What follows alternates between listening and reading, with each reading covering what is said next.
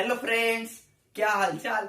बढ़िया एकदम। I welcome you all to pre warrior batch for class 10 competition in Jagalpuri Academy. So in this series we are going to cover physics, chemistry, maths question papers. Now today I will complete 12 questions from physics section. In tomorrow's lecture I will cover 13 questions from physics question, and next session will be on 25 questions from chemistry and 25 questions from maths. So let us begin with first question from physics section. Now first question says that what is 1 Newton force? You can see on your screen. First question says that what is 1 Newton force? अब किसी सब्जी वाले भैया को भी पूछेंगे, भैया 1 Newton force क्या होता है, तो वो बोलेगा बच्चे एक पत्थर लो और उसे 1 मीटर पर सेकंड स्क्वायर का एक्सलरेशन दे दो, जो तुम्हें फोर्स लगेगा उसे बोलते हैं 1 newton. So you can see option D which gives a 1 kg body an acceleration of 1 meter per second square. Direct definition based question this is. Now let us move towards second question. Second question says that you can see on your screen, if the length of wire is doubled and its cross section is also doubled, then its resistance will. Now we will understand what is resistance. So let this be conductor and this be flow of electron flowing in conductor. Now there will be obstacle in the path. So obstacle in the path is directly proportional to length of conductor. Obstacle बोले तो resistance is nothing but obstacle to current. Resistance is directly proportional to length. Now if we increase the area of conductor, suppose this is conductor and this much is conductor dimensions. So electron 1, 2 and 3. Suppose now electrons flow. So area increases. So current increases. Area increases. That in case of area increases means obstacle to electron path is less. Obstacle to path of electron is less. Obstacle is less means resistance is less. So we can say that resistance is inversely proportional to area. Resistance is inversely proportional to area. Let me give this equation number 1 and this equation number 2. If we combine those two equations, resistance is directly proportional to length divided by area. This is combined equation. Now let me use this for solving our question. You may note that resistance is directly proportional to length and inversely proportional to area. Now, in our question, case 1, suppose length be L1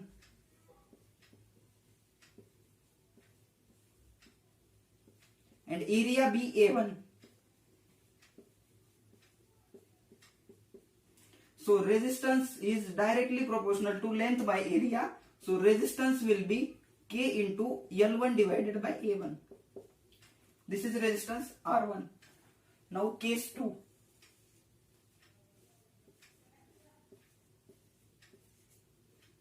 Length is 2L1. It is given that length is doubled. So length is equals to 2L1. Area is also doubled.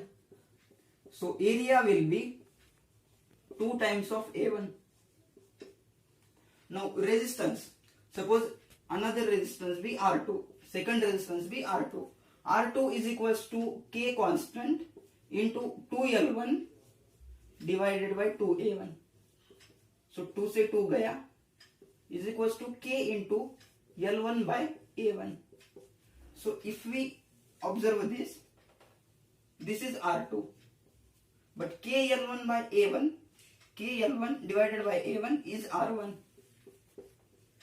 So second resistance is equal to first resistance. That means resistance is not changed in this case. So what is the correct option? So first option says that becomes 4 times. It is wrong. Second option says that becomes 1/4. It is wrong. Third option says that become 2 times. It is wrong. And fourth option says that remains unchanged.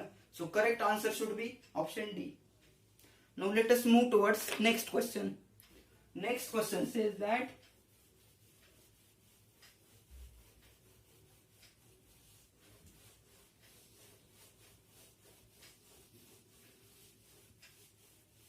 whenever I am giving you questions, you have to pause the video and solve it on your own. And if you don't get, then you have to see my video lectures for solution. Now a man has 5 resistors and each resistor is 1 by 5 ohm. The minimum resistance he can obtain.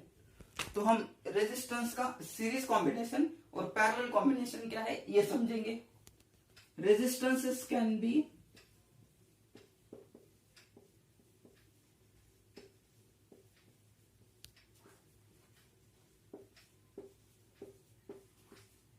joined in 2 combinations.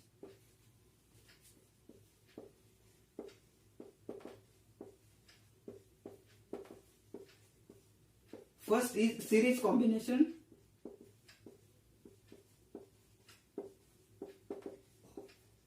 and second is parallel combination.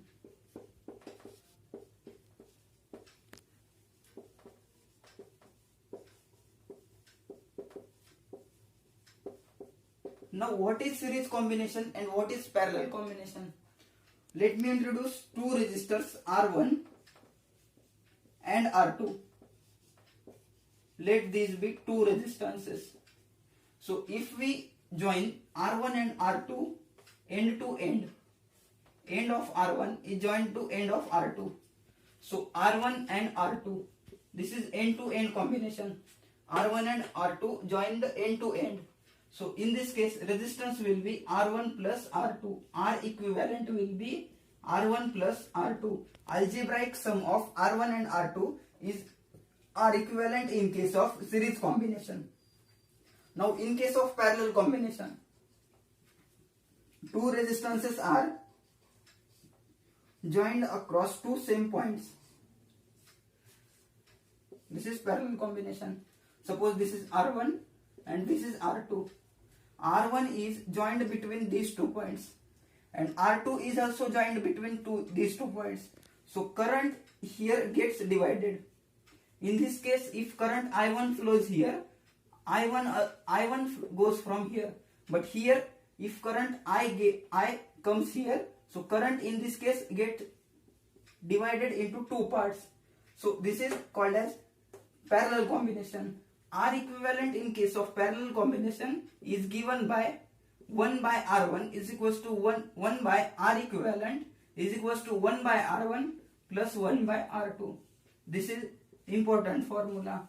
So these two are important formulae in case of series combination and parallel combination. If series combination is for 3 resistance, then R equivalent is R1 plus R2 plus R3. If series combination is for 4 resistances, then R equivalent is R1 plus R2 plus R3 plus R4. If R equivalent is given for n resistors, then R1 plus R2 plus R3 plus up to so on Rn.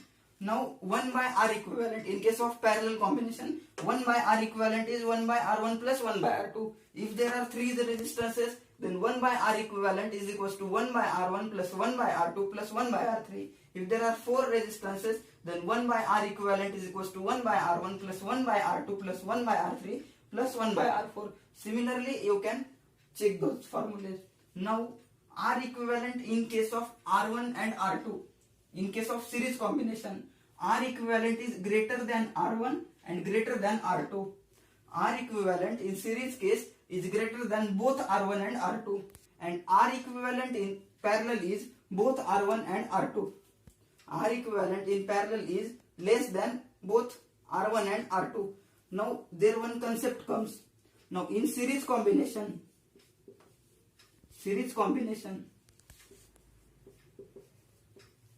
in series combination, overall resistance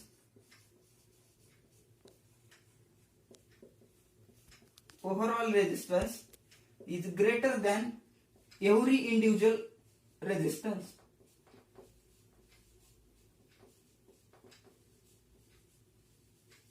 But in case of parallel combination,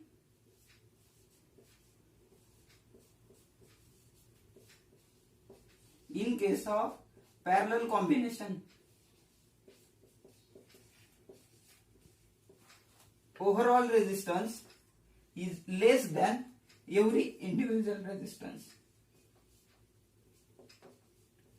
This is main concept of series and parallel resistance. Now let us march toward our question. Our question says that man has provided with 5 resistors. Each resistor has value 1 by 5 ohm, and he has to form combination such that equivalent resistance is minimum. Equivalent resistance is minimum. So we recently learned that equivalent resistance is minimum if resistances are connected in parallel. If resistances are connected in parallel, equivalent resistance decreases. So we have to combine all resistances in parallel. So let there be R1, R2, R3 is equals to R4 is equals to R5. Each resistor is 1 by 5 ohm.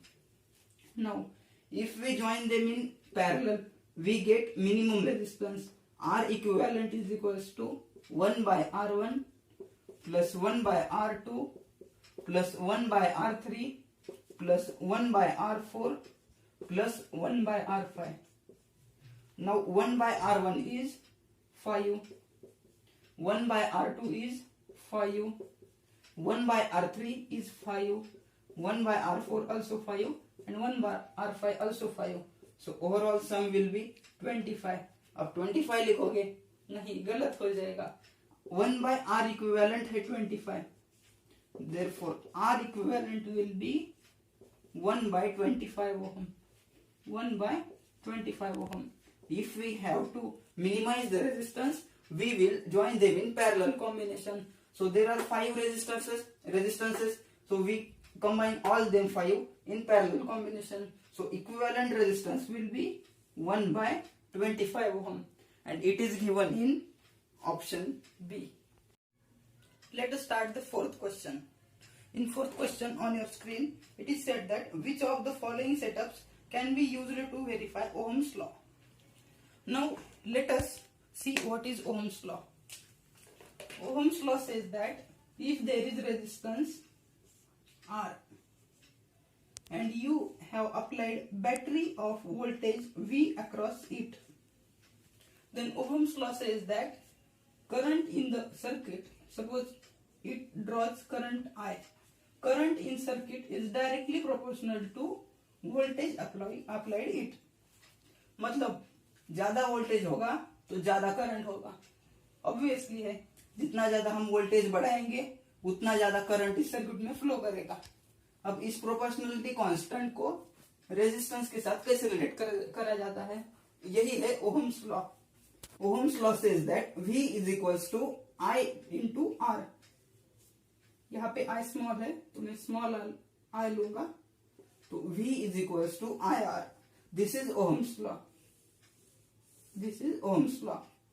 Now it is said that which of the following setups can be used to verify Ohm's law.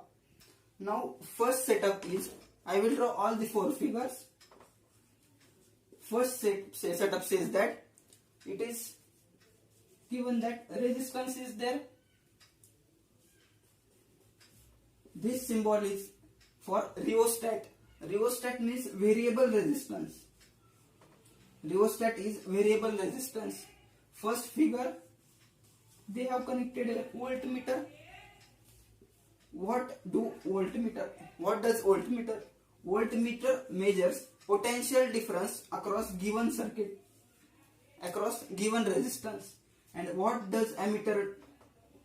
Ammeter measures current in the circuit. Now this is wrong. I will say why. Because ammeter is not connected in series across resistor. So option A cannot be correct. Always remember that ammeter should be always series with resistor and voltmeter should be always parallel with resistor. In option B, you can see that here they have given resistance, here they have given rheostat, here again resistance, and here there is voltmeter, and here there is ammeter, and here it is cell, that is voltage.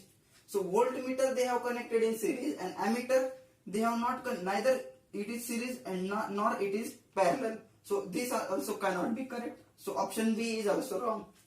Let us come towards option C. Option C there says that option C says that here it is resistance, here it is rheostat, here it is resistance again, and here it is ammeter. Here it is voltmeter, and here they have connected cell. Here they have connected cell. Now you can see that this resistance and this resistance is series towards A, ammeter. Now voltmeter is parallel to this resistance. So this combination is correct. Unfortunately, I made it B. It is C and it is B. So option B should be correct. Let us begin the fifth question. Fifth question on screen is that find out the value of current through 2 ohm resistor for the given circuit. This question is from law of conservation of charge. Now in the question it is given that 10 volt battery is there. There is one 10 volt battery. Across it 5 ohm resistance is there. 5 ohm resistance is there. Wire is joined. 2 ohm resistance is there. Now here 10 ohm resistance is there.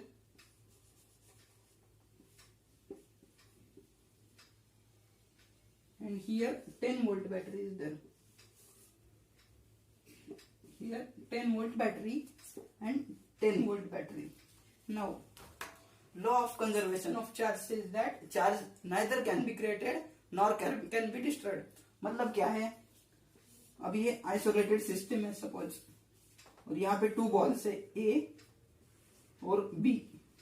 Initially A पे 0 charge है और B पे 0 charge है. अगर हम इसको reshuffle कर देंगे, मतलब फ्रिक्शन के माध्यम से चार्ज जनरेट होता है. अब इनको हम घिसेंगे और इसके बाद हमें ये पता चलेगा कि A पे -3 कूलम चार्ज है. अब overall system is isolated. Initially A charge 0, B charge 0, so total charge is 0 initially. Now finally, if charge on A is -3, then charge on B should be +3 coulomb, so as such that charge is conserved. In these two cases, these two systems are isolated system. So initial charge, total charge is equals to final total charge. This is isolated system, and this is law of conservation of charge. Now in this question, it is beautiful application of law of conservation of charge. Now battery, suppose it drives I naught current. This drives I naught current. So I naught will go here. I naught will go here. Now here it is junction. Now if I naught gets divided in 2 parts, then it cannot be, I naught cannot be come here. So here must be I naught current, so as to current drawn from battery is equals to current coming to battery. So battery से जितना current जाएगा उतना ही current battery से आना चाहिए. ये है law of conservation of charge. Now यहां से I नॉट गया, लेट अस अज्यूम दैट यहां से I नॉट गया, I1 गया, तो फिर यहां से I1 जाएगा, यहां से भी I1 जाएगा. Now here is junction. Now if current divides here, then here cannot be I1, but according to it should be I1 here, because law of conservation of charge. जितना करंट यहां से गया उतना ही करंट यहां से आना चाहिए. तो फिर यहाँ पे करंट डिवाइड नहीं होगा, तभी तो ये पॉसिबल है. मतलब यहां से करंट आया ऐसे गया, यहां से करंट आया ऐसे गया, मतलब इस पे नेट करंट कितना गया, 0.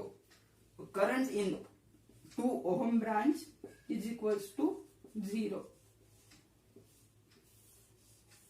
So correct answer for this question is option number C. So let us move towards 6th question.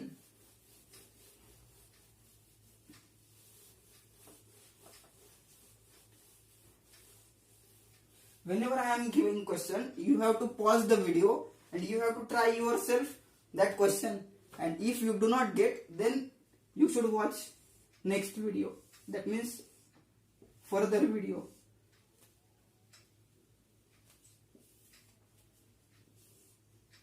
Now here square is there, and there are 4 junctions. This one, this one, this one, and this one. Now current from here is 10 ampere. From here it is 1 ampere. From here it is 2 ampere. And from here it is 6 ampere. Now for this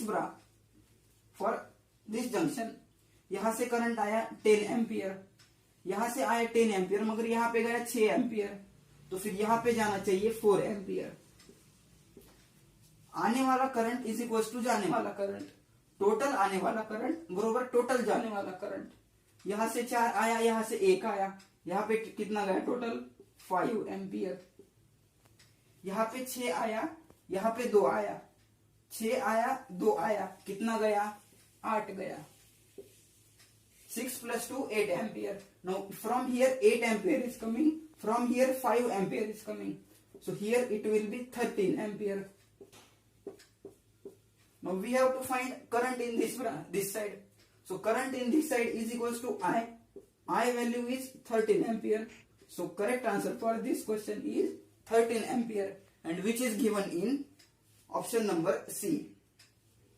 Now let us move towards 7th question of the class. 7th question is one of the beautiful questions from this class.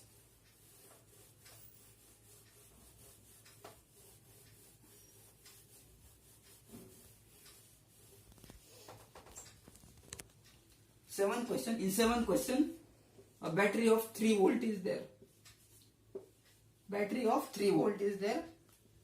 Here 100 ohm resistor is there. And now another 100 ohm resistor is there. Sorry, it is 200 ohm resistor. And now here they have given 1 voltmeter. And voltmeter has also resistance of 200 voltmeter. If you read the language of question, the voltmeter in the figure has resistance of 200 ohm. Voltmeter has a resistance of 200 ohm. And this entire combination is connected across this cell. Now, let me denote this point as H and this point as T. Now question asks that what is reading of voltmeter? What does voltmeter do? Voltmeter gives reading of potential difference across points which it is connected. Now voltmeter is connected across this point and this point. So it will give reading of potential difference between H and T. So let me draw here.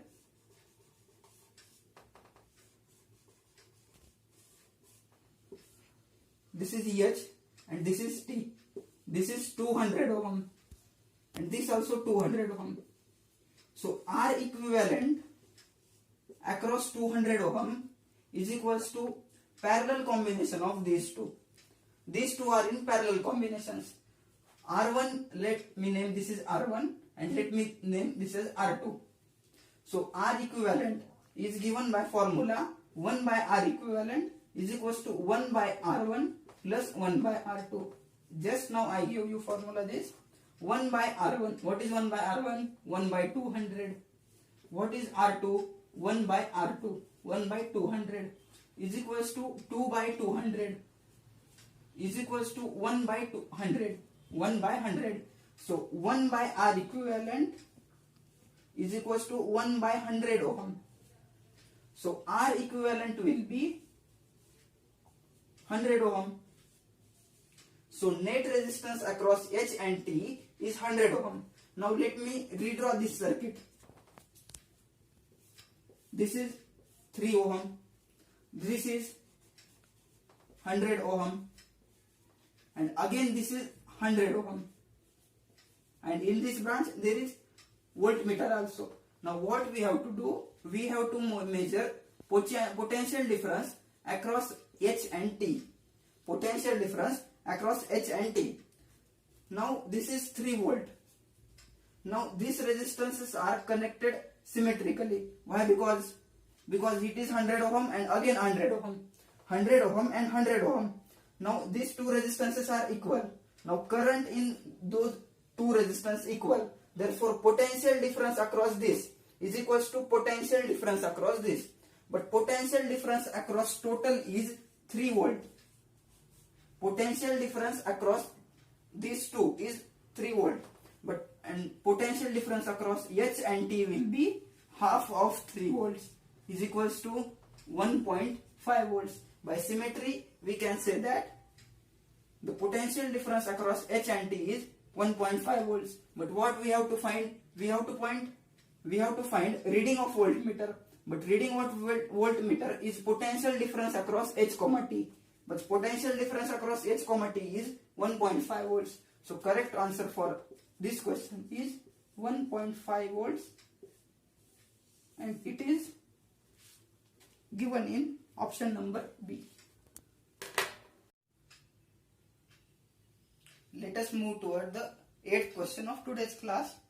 It is said that an object is placed 6 cm in front of concave lens of focal length 12 cm.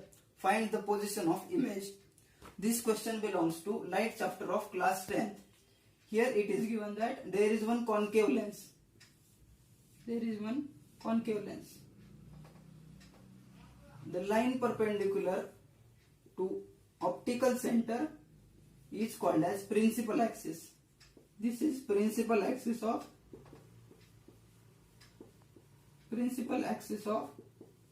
concave lens. Now the point, this is called as focus.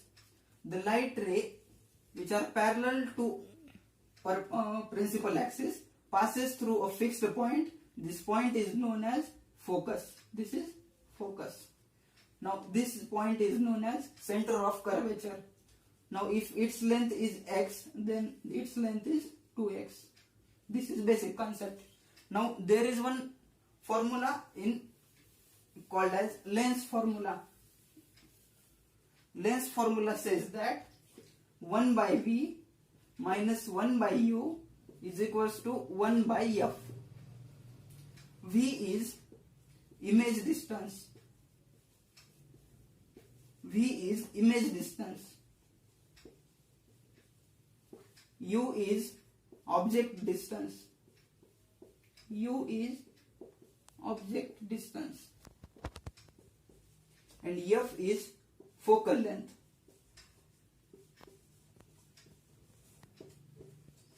We have to learn this formula and we have to recite this formula.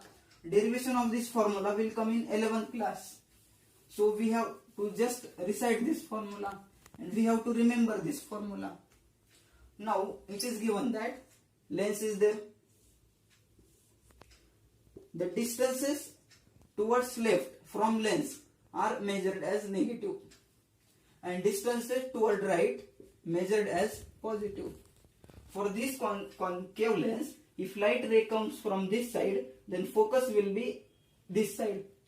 Focus will be in this side. So focal length is negative. So we have F value is equals to minus 12 centimeter. Now object is placed 6 centimeter. Object is placed 6 centimeter from lens. So U is minus 6 centimeter. Now we have to find V value. So it is direct question from formula of lens. So 1 by V is minus 1 by U is equals to 1 by F. We have to find V. 1 by V minus, what is 1 by U? 1 by minus 6 is equals to, what is 1 by F? 1 by F is minus 12 minus plus 1 by V plus 1 by 6 is equals to minus 1 by 12. Therefore 1 by V is equals to 1 by 12 minus 1 by 6 is equals to 1 by 12. Sorry, it is minus 12. 1 by minus 12 minus 1 by 6. It will be coming minus 3 by 12 is equals to minus 1 by 4. Therefore 1 by V is equals to minus 1 by 4. Therefore V value will be minus 4 centimeter. So image will be formed at 4 centimeter towards the left. This will be position of image and its distance from this lens will be 4 centimeter. Now competitive exams may ask what is distance between object and image. So we can calculate 6. This is at 6 centimeter. This is at 4 centimeter. So distance between them is 2 centimeter. But finally we have to calculate image distance from lens. So image distance is minus 4 centimeter and it is option number A. Now we will move towards next question. The next question is given that an athlete is there. He is running across a circular track.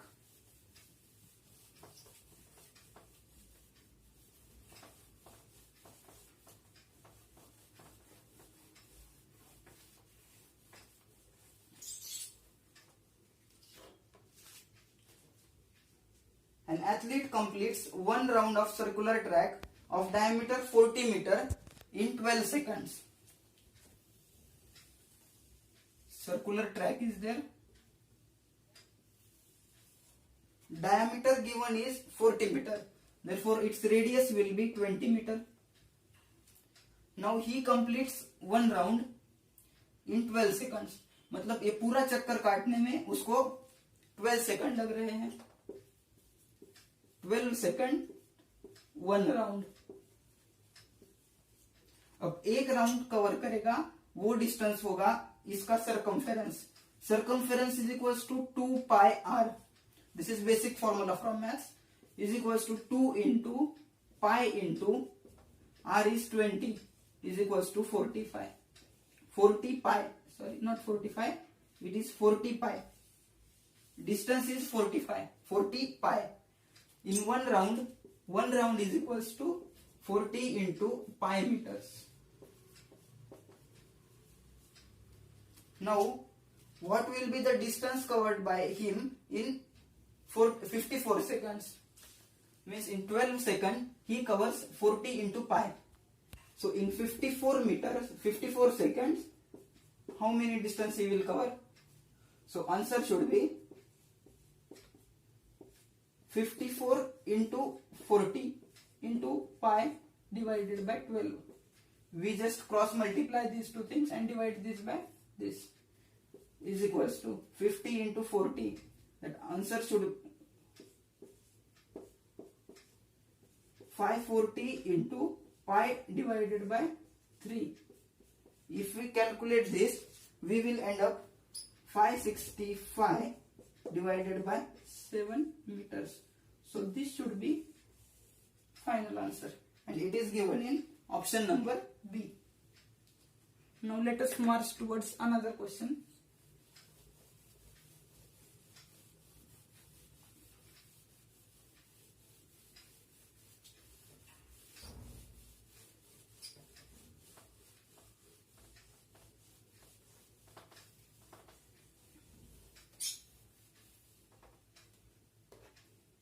Now in another question, it is said that a plane mirror is approaching you at 10 centimeter per second. Now this is plane mirror, sorry.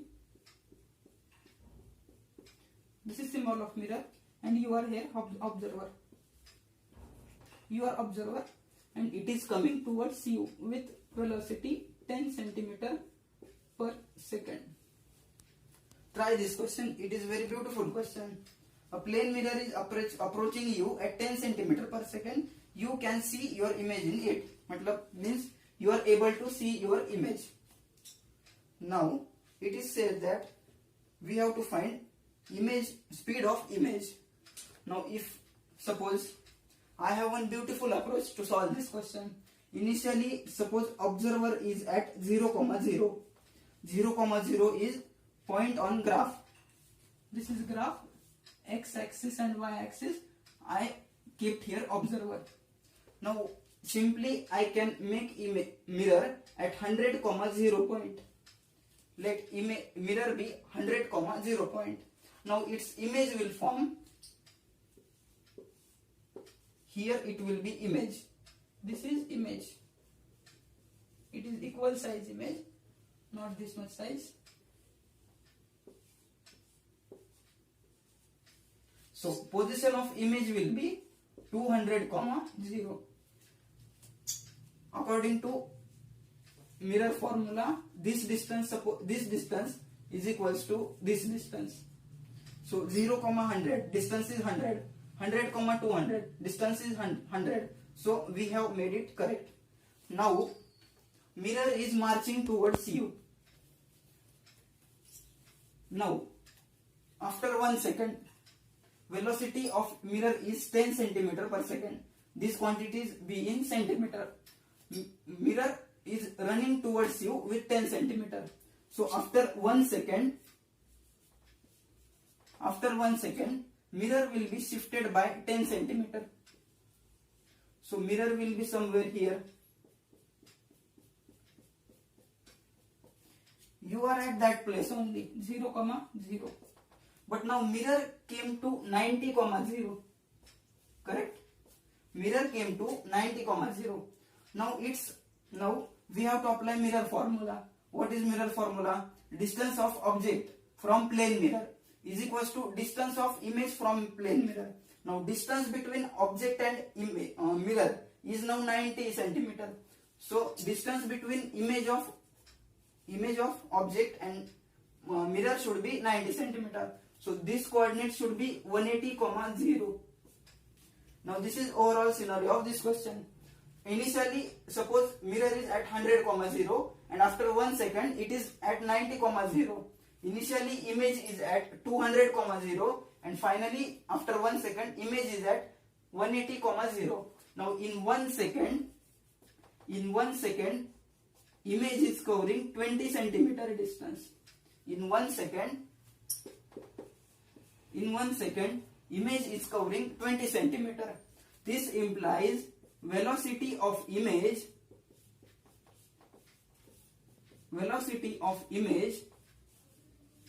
is equals to 20 centimeter per second. This is the most beautiful question from light phenomena. So this is the question. Now let's move towards another question.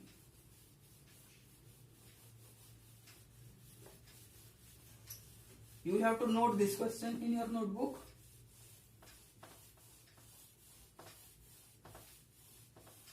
And if you did this question on your own, then it is very good. So before watching my video solutions, you have to try on your own to solve these questions. Now, next question is, a force of 10 Newton produces an acceleration of 20 meter per second square. Now, this question is from Newton's equation, F is equals to ma. Net force on body is given by mass into acceleration of body. Now, force is 10 Newton. Acceleration of body is 20 meter per second square. Acceleration of body is 20 meter per second square. Therefore, mass of first body is equals to force divided by acceleration is equals to 0.5 kilogram. Now there is another body. Force is same. Force is equals to 10 Newton. Force is same. Force is 10 Newton. And acceleration is 30 meter per second square. 30 meter per second square. So mass of second body will be 10 by 30 is equals to 1 by 3 kilogram. Now finally it is said that if both mass are combined and same force is applied, then what will be the acceleration? मतलब क्या किया है, ये body m1 है, उस पे force 10 Newton apply किया है, उसका एक्सेलरेशन ये है. ये दूसरी बॉडी है, उस पे 10 न्यूटन अप्लाई किया है, इसका एक्सेलरेशन ये है. अब हमने क्या किया, m1 and m2 both are combined. net mass is equals to m1 plus m2 is equals to what? 1 by 2 plus 1 by 3 is equals to 5 by 6 kilogram. Now force is 10 Newton and mass net, masses are combined, so net mass is 5 by 6. So net acceleration will be 10 divided by 5 divided by 6. 6 will jump here. 10 into 6 divided by 5, which is equal to 12 meter per second square. So if we combine those two bodies, we will get an acceleration of 12 meter per second square, which is given in option number B. Let us move towards 12th question of today's class, and this will be last question of our today's class. This question is from Snell's law. Now many of you will say, what is Snell's law? Let me introduce. Concept of refraction in light. Let this be air and this be water. It is air and it is water. If ray of light comes as like this, so many of you will say light ray follows straight path, so it will move towards like. But here medium is changed. In same medium, light ray travels with straight line, but in case of change in medium, it will deflect from its original path. It will deflect from its original path. Now this is surface and this is normal to this surface. Light ray is incident at this point. So in air, it is rarer medium and water is denser medium. Whenever light ray comes from rarer medium to denser medium, it will bend towards the normal. This is rarer medium, this is denser medium. The Snell's law says that if light ray come towards interface between these two mediums. This is interface between these two mediums. मतलब ये जो plane है ना, वो air और water को divide करता है दो पार्ट्स में. अब स्नेल्स लॉ क्या कहता है? If this angle is I1 and this angle is I2, refractive index of air will let it be mu1 and refractive index of water will be mu2. Let us assume. Then according to Snell's law,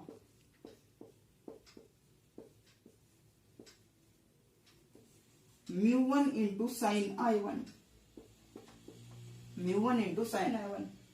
is equals to mu2 into sin I2. अब sin I1 sin नहीं पता होगा तो क्या होगा?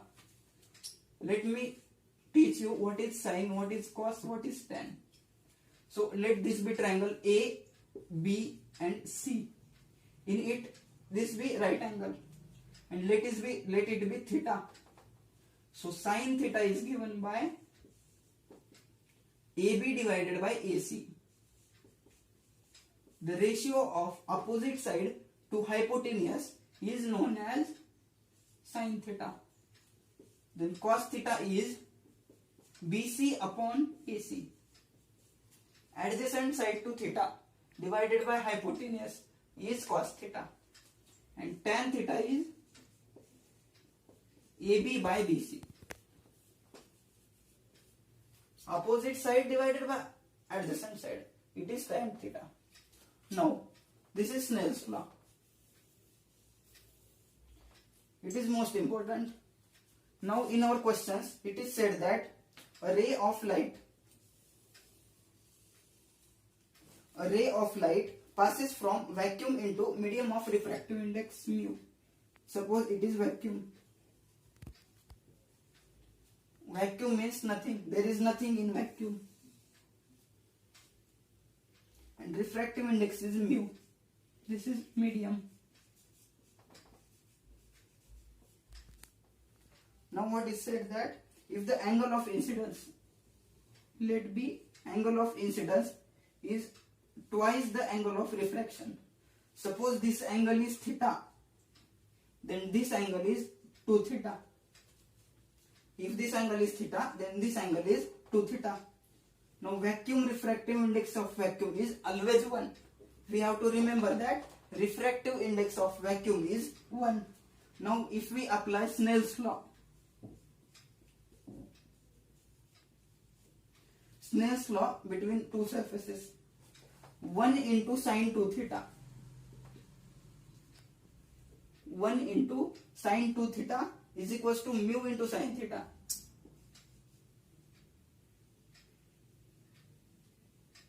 Mu into sine theta.